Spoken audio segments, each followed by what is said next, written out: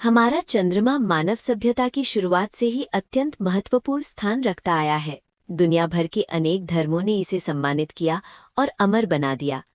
Greek पौराणिक कथाओं में चंद्रमा की एक देवी थी जिनका नाम सेलिने था, जो टाइटन देवताओं हाइपीरियन और थिया की पुत्री थीं। उनकी पूजा और सम्मान सूर्यदेव हेलियोस की तरह ही किया जाता था, जो ये दर्शाता है कि हमारे पूर्वजों ने चंद्रमा और सूर्य को समान महत्व दिया था। हिंदू पौराणिक कथाओं में भी चंद्रमा की पूजा उन लोगों द्वारा की जाती है जिनका जीवन उतार चढ़ाव और परिवर्तनों से भरा रहा है, तथा उन लोगों द्वारा भी जो पुत्र की कामना करते हैं। चंद्रमा की छवि वैन गॉग की महान कृति स्टारी नाइट, फ्रैंक सिनात्रा के मधुर गीत Fly Me to the Moon और अनगिनत अन्य आकर्षक कलाकृतियों में दिखाई देती है। कला और इतिहास सदैव चंद्रमा से मोहित रहे हैं। लेकिन आज हम एक विशेष दृष्टिकोण से मानव सभ्यता को आगे बढ़ाने में चंद्रमा की महत्वपूर्ण भूमिका को उजागर करना चाहते हैं। हमारा उद्देश्य इस प्रश्न का उत्तर देना है, यदि चंद्रमा अचानक गायब हो जाए तो क्या होगा। इस प्रश्न का उत्तर देने से पहले आइए चंद्रमा से जुड़े कुछ रोचक तथ्यों पर नजर डालते हैं। सबसे पहले, चंद्रमा पृथ्वी की परिक्रमा करने वाला सबसे निकट और सबसे चमकीला खगोलीय पिंड है, जो एक दीर्घवृत्ताकार कक्षा में घूमता है। ये हर चक्र में बिल्कुल एक ही पथ का अनुसरण नहीं करता, क्योंकि अंतरिक्ष में उसकी कक्षा की दिशा स्थिर नहीं होती, बल्कि समय के साथ घूमती रहती है। इसी कारण प्रीसेशन और झुकाव में परिवर्तन जैसी घटनाएं होती हैं। पृथ्वी पर खड़े एक प्रेक्षक के लिए चंद्रमा का दिखाई देने वाला आकार उसके वास्तविक आकार से अलग होता है, जो सापेक्ष गति के कारण होता है। इसे ऐसे समझा जा सकता है, कोई वस्तु जितनी आपके पास होगी वह आपको उतनी ही बड़ी दिखाई देगी। दूसरे, चंद्रमा का निर्माण लगभग 4.51 अरब वर्ष पहले हुआ था, यानी पूरे सौरमंडल के बनने के लगभग 60 मिलियन वर्ष बाद। चंद्रमा की उत्पत्ति को समझाने के लिए कई मॉडल प्रस्तावित किए गए हैं, लेकिन सबसे अधिक स्वीकार किया जाने वाला सिद्धांत ये है कि पृथ्वी चंद्रमा प्रणाली एक विशाल टक्कर का परिणाम है। इस टक्कर में मंगल के आकार के एक खगोलीय पिंड, जिसका नाम थिया था, ने प्रारंभिक अवस्था की पृथ्वी यानी प्रोटो अर्थ से टक्कर मारी। इस टक्कर के परिणाम स्वरूप आज की पृथ्वी का आकार बना और कुछ पदार्थ पृथ्वी की कक्षा में फैल गए, जो बाद में एकत्र होकर चंद्रमा बने। तीसरे, पृथ्वी की तरह ही चंद्रमा भी एक परतों वाला खगोलीय पिंड है, जिसे भूपर्पटी, मैंटल और कोर में विभाजित किया जा सकता है। इसका कोर ठोस है, जिसके चारों ओर पिघले हुए लोहे की एक सीमा मौजूद है। मैंटल इसका सबसे बड़ा भाग है, जो एक जटिल लेकिन अत्यंत महत्वपूर्ण प्रक्रिया के माध्यम से बना है, जिसे मैग्मा का अंशीय क्रिस्टलीकरण कहा जाता है। अपोलो मिशन द्वारा लाए गए चंद्रमा के शैल नमूनों के भू रासायनिक मानचित्र बताते हैं कि चंद्रमा की भूपर्पटी मुख्य रूप से मैफिक खनिजों से बनी है, जो मैग्नीशियम और लोहे से समृद्ध है। सूर्य से आने वाला विकिरण फोटो डिसोसिएशन की प्रक्रिया के माध्यम से चंद्रमा की सतह पर जल के निर्माण को रोकता है। दूसरे शब्दों में, सूर्य के फोटोन वहां बनने वाले जल अणुओं को तोड़ देते हैं। अब जब हमने चंद्रमा के निर्माण और उससे जुड़े कुछ रोचक तथ्यों को जान लिया है, तो आज के एपिसोड के मुख्य प्रश्न पर विचार करने का समय आ गया है। सबसे पहले आप ये सोच सकते हैं कि चंद्रमा के प्रकाश की अनुपस्थिति और पारिस्थितिकी तंत्र में होने वाली गड़बड़ी के बीच क्या सटीक संबंध है, क्योंकि पहली नजर में ये दोनों असंबंधित प्रतीत होते हैं, लेकिन वास्तव में इनके बीच एक गहरा और सीधा संबंध है। परिभाषा के अनुसार एक पारिस्थितिकी तंत्र जीवों का ऐसा जैविक समुदाय होता है जो आपस में और अपने भौतिक वातावरण के साथ अंतःक्रिया करता है। इसमें जैविक और अजैविक दोनों घटक शामिल होते हैं। जैविक घटकों में सभी जीवित प्राणी आते हैं, जबकि अजैविक घटकों में चट्टानें, तापमान और आर्द्रता जैसे पर्यावरणीय तत्व शामिल होते हैं। नेशनल जियोग्राफिक इंसाइक्लोपीडिया के अनुसार पारिस्थितिकी तंत्र का हर तत्व प्रत्यक्ष या अप्रत्यक्ष रूप से अन्य सभी तत्वों पर निर्भर करता है, और किसी एक तत्व में हुआ छोटा सा परिवर्तन अंततः पूरे पारिस्थितिकी तंत्र को प्रभावित करता है। उदाहरण के लिए, किसी पारिस्थितिकी तंत्र में तापमान में परिवर्तन वहां उग सकने वाले पौधों की प्रजातियों को सीमित कर देता है, जिससे उन पौधों पर निर्भर रहने वाले जानवरों पर प्रभाव पड़ता है। ऐसे में उन्हें या तो अनुकूलन करना पड़ता है, किसी अन्य पारिस्थितिकी तंत्र में प्रवास करना पड़ता है, या फिर विलुप्त होना पड़ता है। एक और महत्वपूर्ण और संबंधित अवधारणा है खाद्य श्रृंखला, जो ये दर्शाती है कि ऊर्जा और पोषक तत्व एक पारिस्थितिकी तंत्र में कैसे प्रवाहित होते हैं। खाद्य श्रृंखला में ऊर्जा एक जीव से दूसरे जीव में भोजन के माध्यम से स्थानांतरित होती है। इसमें प्राथमिक उत्पादक जैसे पौधे, प्राथमिक उपभोक्ता जैसे शाकाहारी जीव और द्वितीयक उपभोक्ता जैसे मांसाहारी जीव और अपघटक शामिल होते हैं।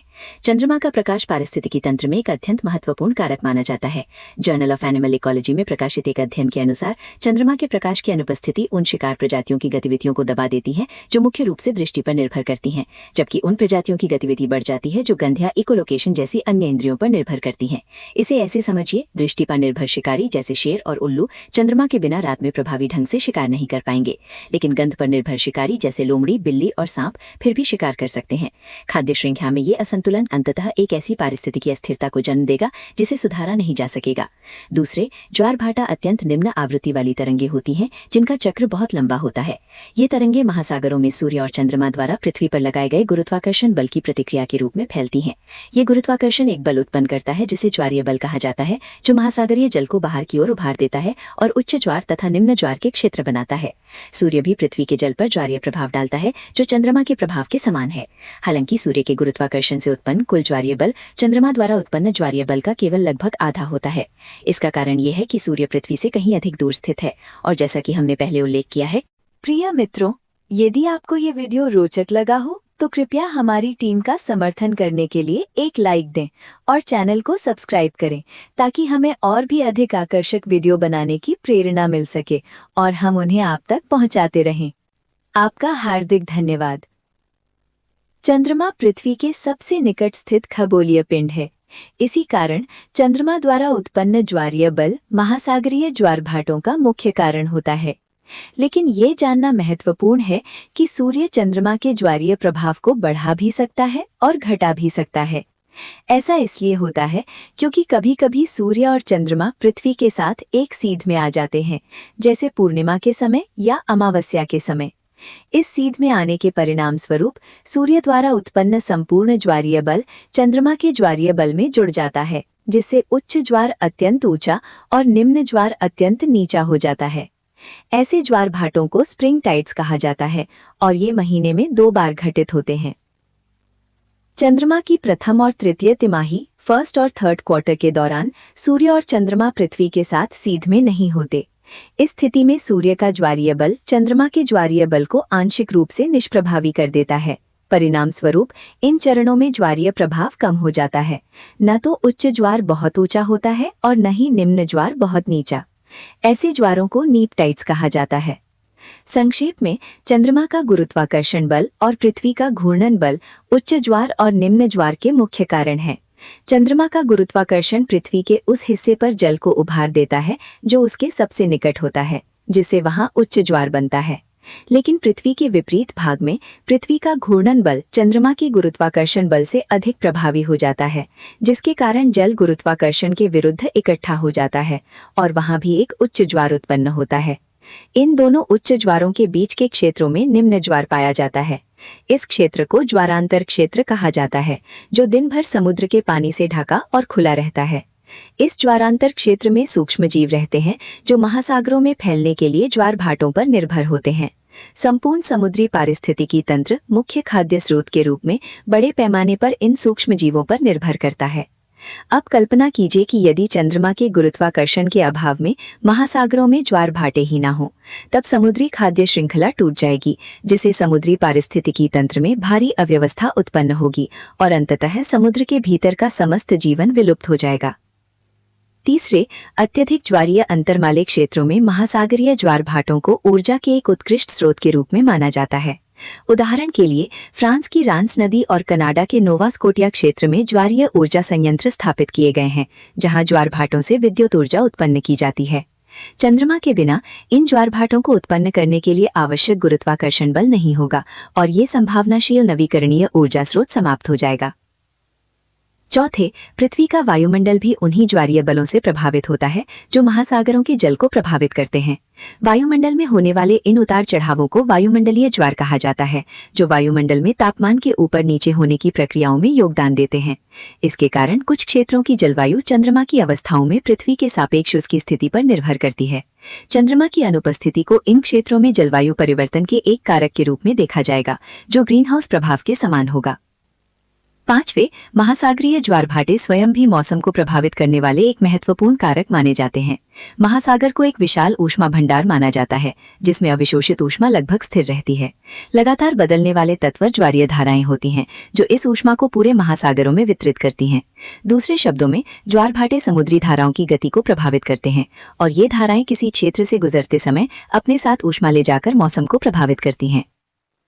कनाडा की रॉयल एस्ट्रोनॉमिकल सोसाइटी के जर्नल में प्रकाशित एक लेख, जिसका शीर्षक चंद्रमा और मौसम है, के अनुसार टॉरस जलडमरू मध्य और उसके आसपास के क्षेत्रों में अमावस्या और पूर्णिमा के समय प्राय तेज और शक्तिशाली हवाएं चलती हैं।